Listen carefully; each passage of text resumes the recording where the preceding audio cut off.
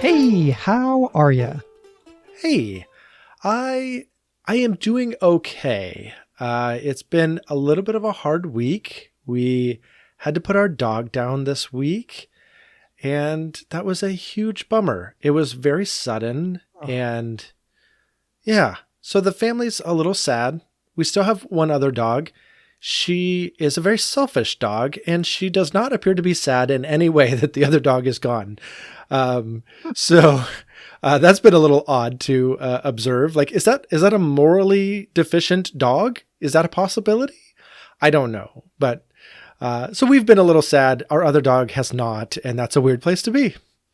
I believe in one of our Christmas episodes last Christmas season, we did address the eternal state of pets in general. So you can go check out that episode if you need a refresher on canine salvation. Well, what's hilarious is I don't even remember what we said, so I'll have to go check out that episode just to find out. But seriously, I am sorry for your loss. Pets become this sort of integral part of the way we live lives, and it is hard when we lose them. Yeah. We're adjusting to new rhythms, and that's different. Yeah. But that makes anyway, sense. But tell me you're doing better than that. I am. We have been down a car for several months now, and this week we replaced my car because it's my car that is missing. I don't have a car. So we pick it up on Friday, but I have a car now. I'm excited. How's the new Jaguar? It's not quite a new Jaguar, but it is do you know anything about the Chevy Volt? Oh, yeah, that's where it's electric until it isn't, and then it has a pretty good sized gas tank too. Yes, it's the only car I'm aware of that has this type of both systems. Like it's a hybrid, but not like a normal hybrid. It has a full battery system and a full electric system. And a full gas system. And exactly like you said, it runs the electric system until it runs out, and then it runs the gas system, and you can see on the dash which one it's running, and you can switch between the two if you have some desire to do so. But the vast majority of my driving is 10 to 15 miles to the grocery store and back.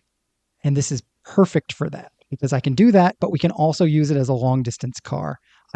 It's gorgeous. I love it. I love it. I love it. I'm super excited. Wow, that's great. I'm happy for you. Yeah. Giant shout out to the guy who's selling it to us. We're getting it used. I love buying cars from people who show up with the file folder. You know what I mean? Yeah. These are my favorite people. He showed up, 1.5 inch thick file folder. Here's everything I've ever had done to the car. Feel free to thumb through it if you'd like. And if you want to, we can drive over where I've had it all done because it's just down the street, and you can ask them if I did all of this. That's awesome. Oh, okay. Well, I guess it's all right. That's amazing. So anyway, I'm doing really good because I've been missing having a car that was my car and having to use my daughter's very interiorly pink car. It's profoundly, deeply and spiritually pink. This is how Josh got his masculinity back by getting a hybrid. You say it that way and it sounds so odd. But at least my masculinity isn't toxic if it's a hybrid. Okay. All right. Yes, I suppose that's true. Well, I'm hoping you can help me out today because I have some thoughts in my head that I need you to help me discover, which sounds like a funny thing to say. Ooh. But, I'm getting that statement from Eugene Peterson. Eugene Peterson talked about his own writing as a heuristic process. Heuristic just meaning to discover. And so he didn't come to his writing with something to say. He discovered what he wanted to say through the act of writing it. And I want to discover what I want to say through the act of having this conversation, if that makes sense. Yeah, totally. I feel like that is the story of our conversations. I don't know what I'm thinking, and then we have a really good conversation, and then I know what I'm thinking. Yes, that is exactly right. And so So, today's topic comes from a book that I read about a year ago and took huge issue with. It's the book that I take the most issue with, and yet I still agree on almost everything the author said. It's such a weird ooh, thing. So I read this book yeah. called Gospel Eldership by Robert Thune. And on every page, I agreed with what he was saying, and I vehemently disagreed with his approach. I felt like so much of his approach was a shame-based approach. You ought, you ought, you ought. You must acquire these things. You have to discover your own demons. You have to discover your own idols. You have to repent and turn from those in order to acquire the character traits necessary for becoming an elder. And to some extent, that is a true thing.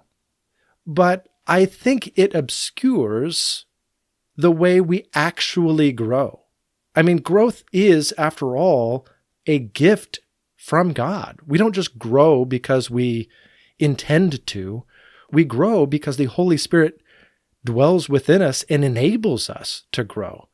And so how does that piece fit in is a large part of my question. And I was thinking about it recently, and I was really caught by the fact that in Revelation 4 and 5, the elders are seen bowing, right? There's the 4 living creatures around the throne, and then the 24 elders around the throne. And those 24 elders are constantly falling down, worshiping and casting their crowns before the Lamb and saying, "You alone are worthy." And I feel like that seems to be the posture for biblical eldership. One who bows before the Lamb and acknowledges authority where it is due. So anyway, but I want to say more, and I want to think through what does that mean, practically speaking, for how somebody actually grows and how actually one can acquire the character traits that Paul puts out in Timothy and in Titus around becoming an elder. I love this for so many reasons. First of all, let's clarify one of our terms here. When you talk about being an elder, really you just mean a leader in the church of some kind, right? Like different traditions are going to call this an elder or a deacon or a board member or a pastor or whatever. It doesn't really matter. What we're really asking is, what does spiritual growth look like when you are helping someone become a person of influence in the Christian community? Is that right? It is and it isn't. I agree with you that different traditions use different words here. But the distinction I want to make is that this is a set-apart leader, if you will. A pastor or an elder, these are the leaders that set the pace for the church. These are the leaders that are kind of in charge, if you will, in some formal and significant way. And these seem to be also elders. Elders in the Bible seem to be ones imbued with some spiritual authority given to them by God through their position to be able to pray for the church. And you know, you're supposed to present yourself to the elders and they can pray and you will be healed. There seems to be some spiritual authority vested in the position of elder. And I agree, you might call that something different in a church, but I think it is fundamentally different than, say, a Sunday school teacher. Yeah, this is the pastors The in my tradition, we would call these people just board members. Um, this is also I'm thinking about the church I attend. I think our worship person is just called worship director, but he is clearly one of these people. I don't know that the worship person is in every church, but in ours, he definitely is. But yeah, I know there's this line, right? Of we're not talking about a small group leader necessarily, though maybe. We're not talking about somebody who's leading the some ministry team or something like that. We're talking about those are important, and it's not that we shouldn't talk about those, but today we're talking about really maybe somebody who has gotten to a place of influence in the church. They're already a team leader, they're already a Sunday school teacher, whatever.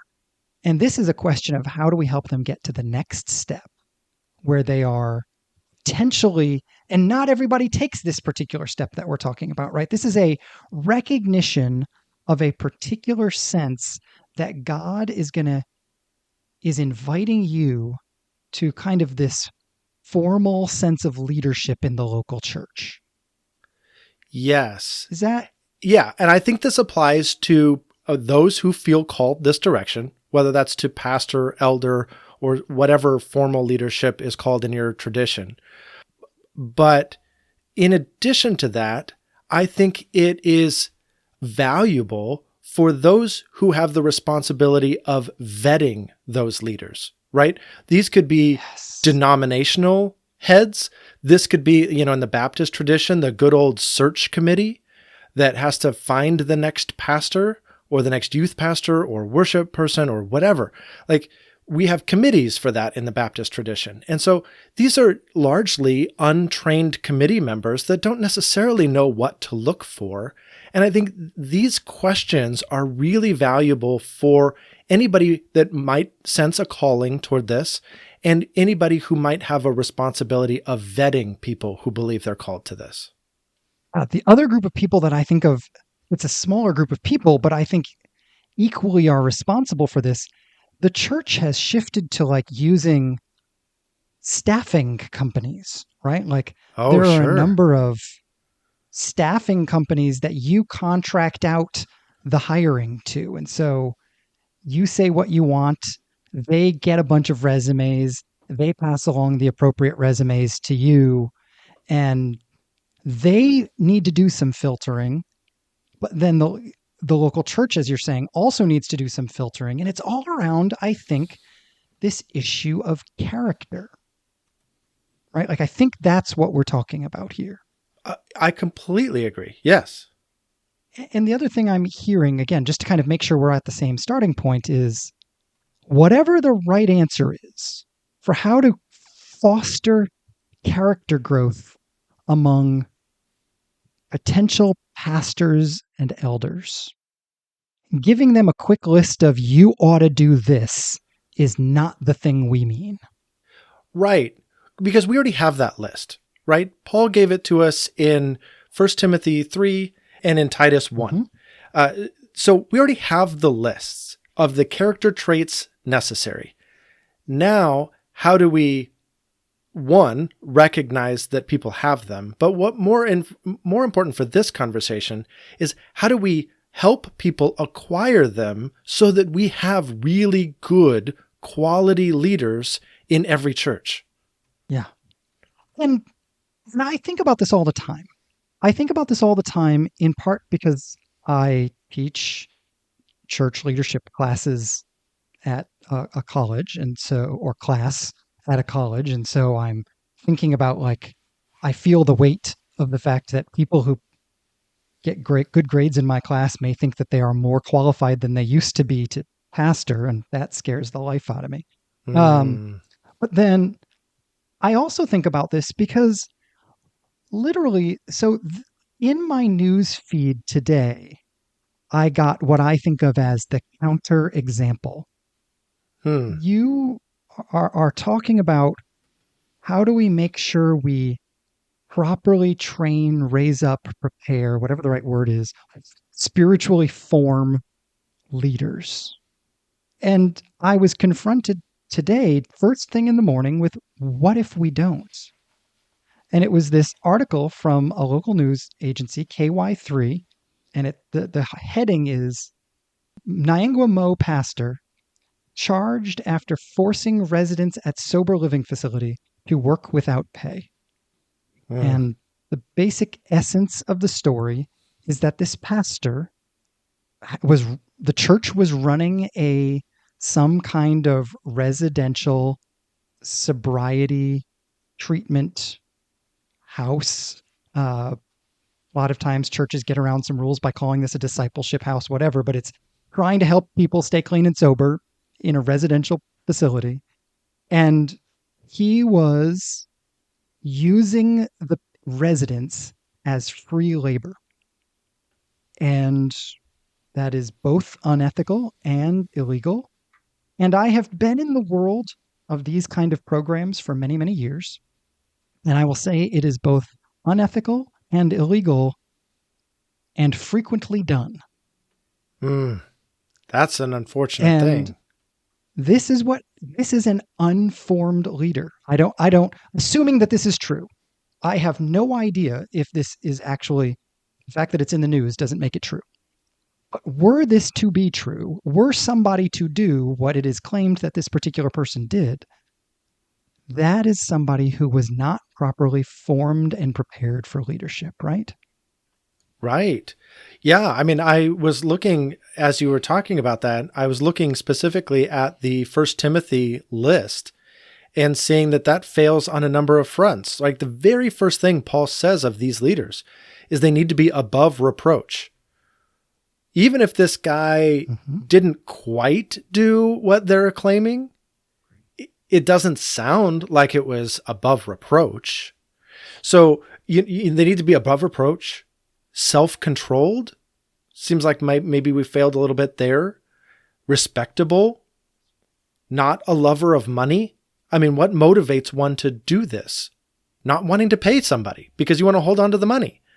So I think these things show up in subtle ways, right?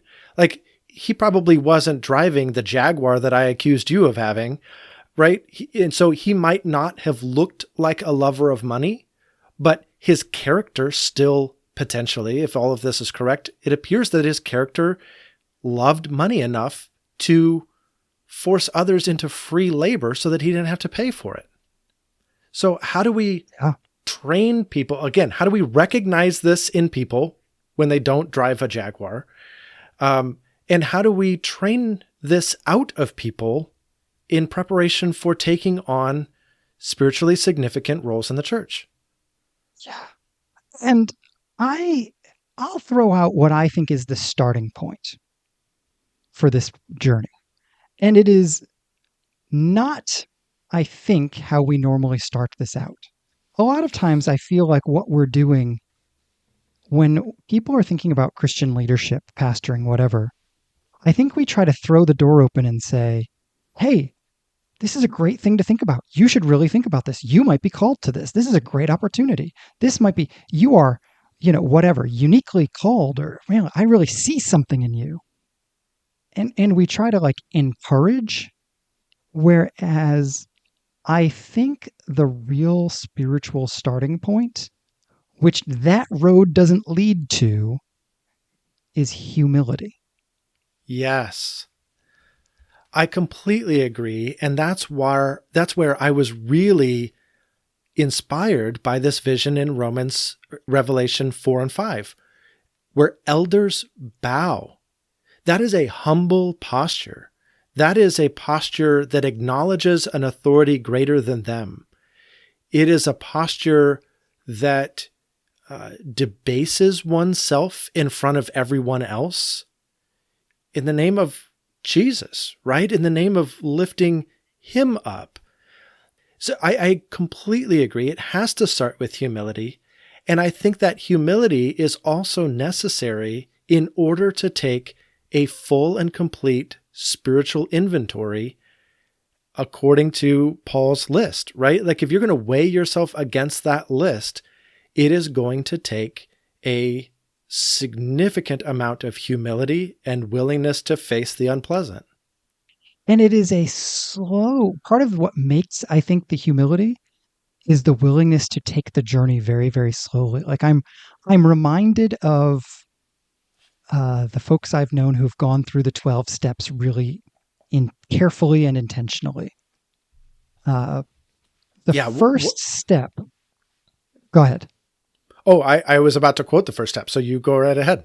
Yeah, go ahead. Quote it for us. You take a fearless moral inventory of one's life. So, what's amazing is that that's actually not the first step. That's like Okay. step 4. Okay. They've already done 3 things before. See what I mean about it being a slow journey? Yeah. Okay. What are the other 3 things? Yeah. So here's what happens. And this is what I love about the 12 steps. Step 1 is we admitted we were powerless over alcohol, that our lives had become unmanageable. That's it. Ooh. So if we took that and applied it straight to these passages, I admitted I was powerless to develop these character traits in and of myself. Yes.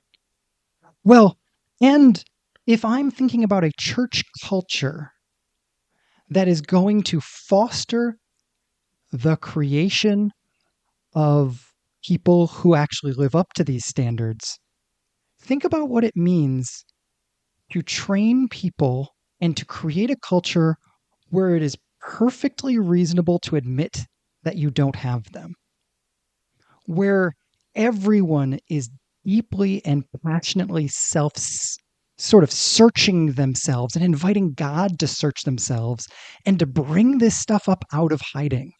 Okay, this is the beginning of a shame-free culture right here. We admit that we are powerless, that we can't do this.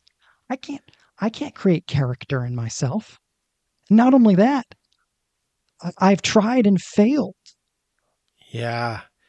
What you're saying, it reminds me specifically of a quote from Denver Seminary's website.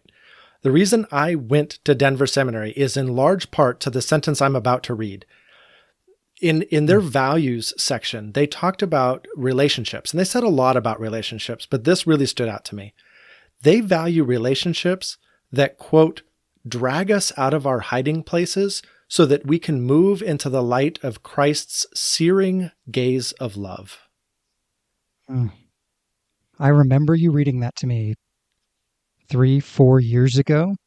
That phrase, the searing gaze of love, is Yeah. just so powerful. Oh, whoever wrote that, oh, they need a medal. Like that's a fantastic line. Absolutely. And here's what to come back to the kind of mundane language of the 12 steps. Here's what isn't involved in step 1. Came to believe that a power greater than ourselves could restore us to sanity. Hey, don't even worry about that yet.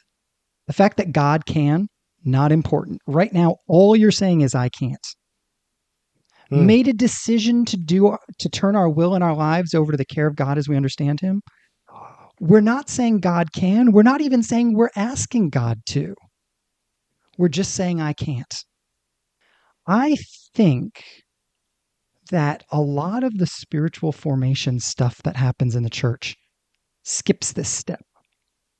Yes. I think we'd move straight to I should.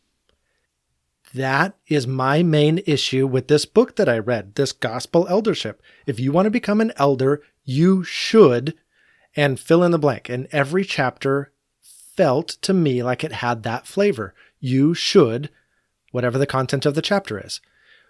But you're suggesting a vastly different starting point.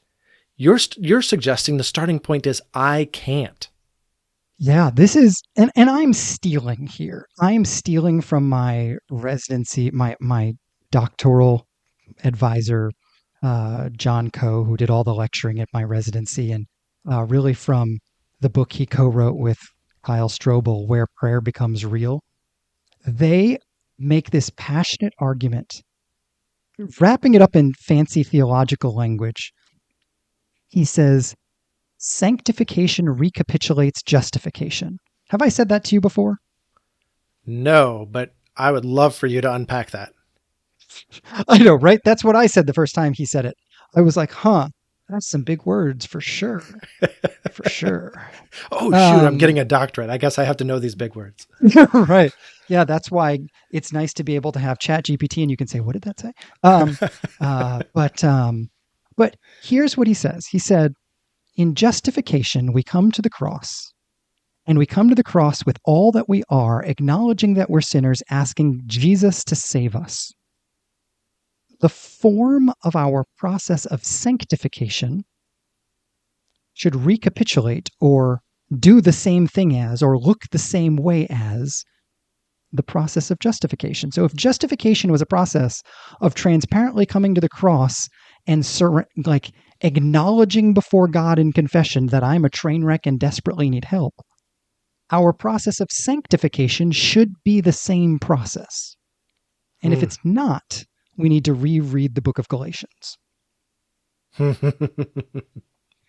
Right? And so he was arguing for this kind of really beautiful, let's create culture in which we invite people, even in the, like he talked about this about preaching all the time.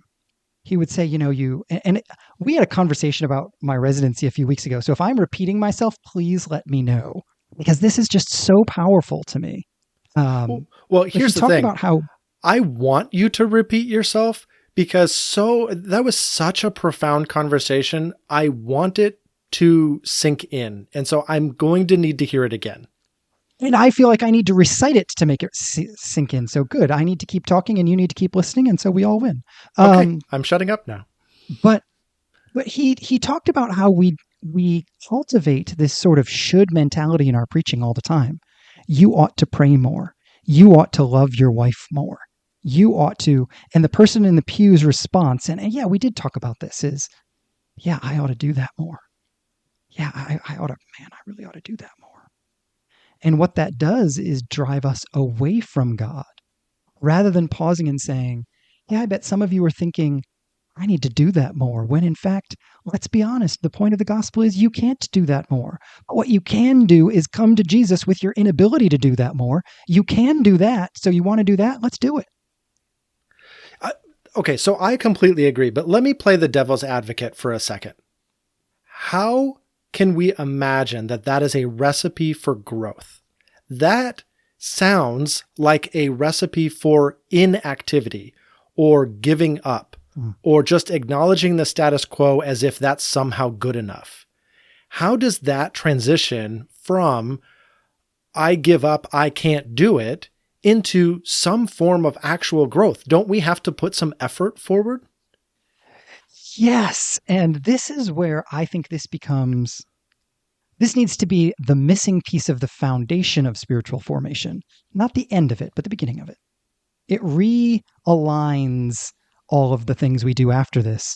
Now, when we pressed my professor, Dr. Coe, okay, but what's going to happen after that? What's going to happen? He's like, every single time he'd always say, I don't know. We're not in charge of the process after that. That's when the Holy Spirit gets involved, which is super true. And this is the piece that I think needs to happen in cultivating humility. I think that the next step often is a corporate step of sort of without I'm worried about saying this in my own Pentecostal background, but corporate discerning of what is the thing I need to do to grow. Me and someone else need to be discerning that together. Someone who can help me discern what that is, who is further along than me. And I don't mean, let's sit here until we hear God say, you need to do 25 push-ups or something. And we may need guides, and there are a lot of books and the 12 steps and things like that that are guides, but I think a person guiding us in that journey seems very important to me. Yeah. And I think I like your word about reorientation earlier, and how if we have to introduce this admission that I can't do it, we have reintroduce that to the very beginning of the process because it reorients the entire rest of the process. And so as you engage in humility with God and with a fellow believer that's guiding you through this, or fellow believers, I think that step one can never stop. Again, I'm going to come back to this image of the elder bowing. You can never stop bowing. You can never stop humbling yourself before the one who actually can, even as you take up tasks assigned to you in the process. Therefore, go and do X. Therefore, create this rhythm or whatever. I mean, I'm thinking about St. Benedict's rule of life and the things that he set up for his monks to help usher in rhythms that were spiritually helpful and beneficial. Even as you go and take on those new rhythms and those new tasks and those new disciplines, you can't stop bowing. It's not you taking up the reins again. It's you participating with God in doing these rhythms and acquiring the character traits that come with them. Yes. And I have a potentially counterintuitive thought about what it means to help someone grow in this particular part of the journey. And it fortunately comes from Jesus. So at least I'm like on reasonably safe footing here. Reasonably safe. Okay. Well, because it's always Jesus plus my interpretation. And I'm stealing this from a leadership guru that I heard years ago. But I heard one of the kind of big leadership gurus talking about the fact that when Jesus called Peter, he didn't make it easy. As a matter of fact, Peter was feeling like a failure. And Jesus' response was, man, you're the kind of guy who likes to try harder. So yeah, try harder. Go throw those nets down again. And you know what? This time I want you to do it my way, even though I appear for all intents and purposes completely unqualified. So let's do that. I just want you to do this. That has to have been a watershed moment in Peter's life. Because he could have not listened and been like, yeah, no, I'm all set, Jesus. You are not a fisherman. Thank you for the useless advice. I've been doing this all night. And by the way, I grew up here. I've been fishing in these waters since I was like 4. Thank you for your stupid advice. I'm all set. And that would have been the end of Peter's story. Jesus put up this giant barrier that was almost tailor-made to make Peter's life harder and to force Peter to humble himself in order to move forward. It reminds me of, do you remember in Indiana Jones and the Last Crusade, the tests that he has to figure out how to get through? And there's the one he ends up on his knees. Do you remember this? Yes. Yeah, a little bit. It's got the, swinging blade thing. And if you walk through, you're going to die because it's going to cut your head off. But if you crawl through on your knees, you're going to make it through because the only way to make it through was on your knees. And it is designed to be a moment that humbles you and forces you into prayer. Ooh, man, that's good. Coming back to what I said earlier about, I think we open the door and encourage everybody to run through. I don't think that's what Jesus does. I think he designs the doorway so that only the people on their knees can make it through. And that on some level, we need to do the same thing. Man. I mean, you make it sound like, I don't think this is your necessarily your interpretation, but I'm thinking about this and thinking, you make it sound as though Peter's denial of Jesus was necessary almost, or the repentance that came from that was necessary in order to humble him as a leader, to make him the effective leader of the church that he became. That he was walking too high, too proud, and he got his head chopped off. And he had to come back through on his knees in order to be at the right posture to do the job he was being assigned to do. I don't think his denial was necessary, but I do think his denial revealed what was in his character. And therefore, Jesus decided to take him back on the journey he started on at the very beginning, including let's throw those nets down one more time. Remember how we Oh, started, Pete? yeah. We're just going to go right back there and try to get it right again. And it's okay. We'll do it again. So here we go. Throw the nets down on the wrong side of the boat one more time, Peter. Let's go. Man, yes. Yes. And that, the second time, suddenly Peter realizes what's at stake a little bit more, probably not all the way. None of us get it all the way ever. This isn't a black and white thing, but it is but he got it more than he used to. And that's a crushing moment. He did have to come through that moment on his knees. Yeah.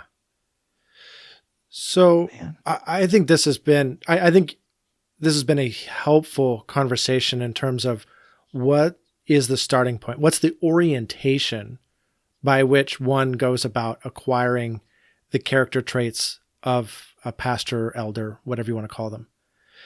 What about recognizing them in someone else? What about that vetting process that we talked about earlier? What would you say to somebody tasked with that responsibility? That's a great question. I'm curious. I'm curious. This is the first time I'm thinking about this. I'm curious what your initial thoughts are. I certainly have some, but I'd love to hear yours. You know, there are probably two people on this planet that could give a very, very honest assessment of me and my character. My wife and you. And if a search committee wanted to know about me, truly, I think it would be unfair for them to put my wife in that position. But they absolutely should contact you and get a full assessment. Where has this guy been? Where is he naturally gifted? And where is he naturally weak? And what has his growth process been like? What is his approach to growth?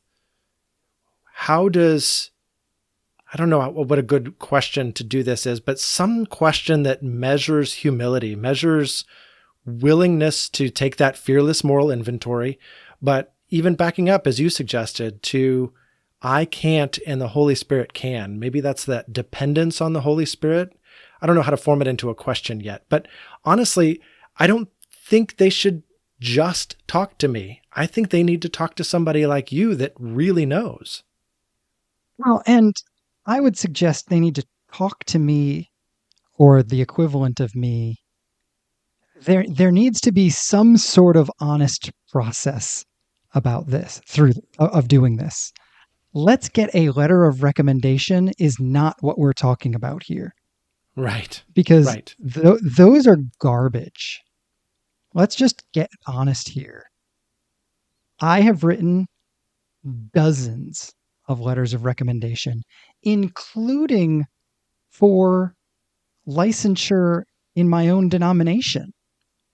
I do not think if all you're asking me for is to fill out a 5-minute form, then I'm going to give you 5 minutes worth of energy. If you really want to know what I think about somebody, you're going to send them to ask me certain questions about them and ask them to encourage and like somehow do a training in advance that says, here's what it means and why it's important to answer these honestly. Now you're going to have this conversation with them first and nobody else, and there's no audience. And then if they want to, they can invite you to have that conversation directly with us. But you got to look in them in the eye and say it first. And then you can talk to us. And we would love to ask you to spend the time, spend an hour, hour and a half with them, and then maybe an hour, hour and a half with us. Then you'll get my real thoughts.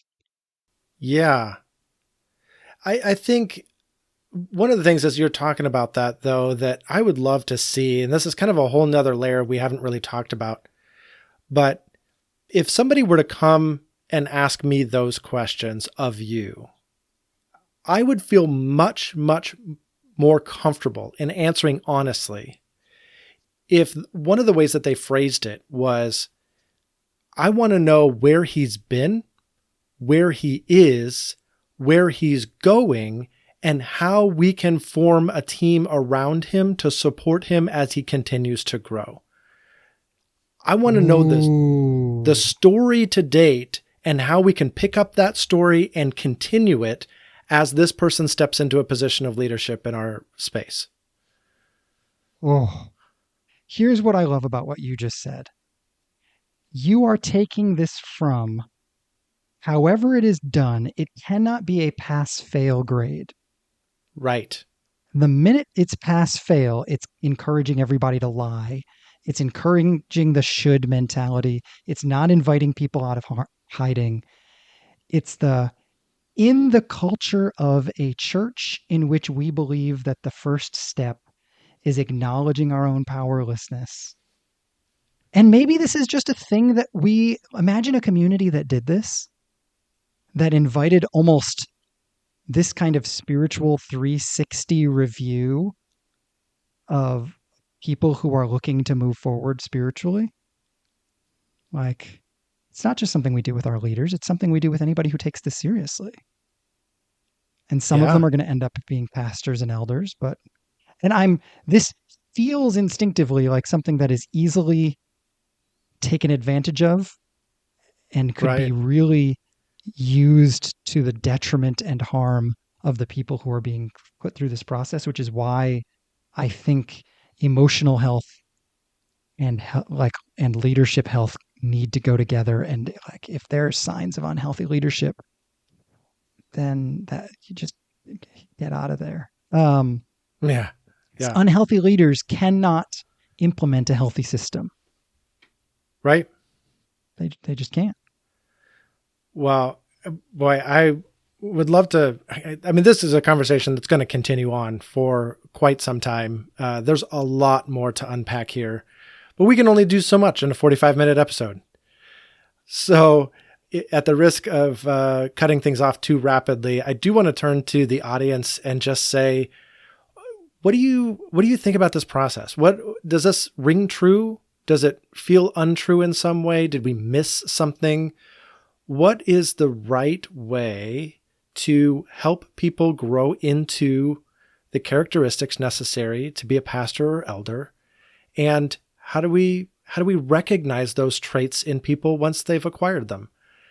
We'd love to hear your thoughts, because this is honestly something our churches really, really struggle with. And as Josh brought up earlier, there are examples in the news all the time of spaces in which this has been done poorly. So how do we get this right? Absolutely. Well, and I would say, if ever there was a topic in which I am describing my opinion as if it were Swiss cheese, right? Like, I think there are giant holes in what I think, and I just don't know where they are. And I would love other people's perspectives on this, because I think it's invaluable. I don't think we've got the answers. I think this is part of what you're talking about when you describe this as a heuristic process. We don't have the answers. We're just desperately know that the answers are important. Yes. So help us discover them. Let's do it together. Yes, let's do that. I can't wait. All right. Well, let's dive into another great conversation again next week. Oh, man, I can't wait. I'll talk to you then, okay? All right. Bye-bye. All right, bye. What?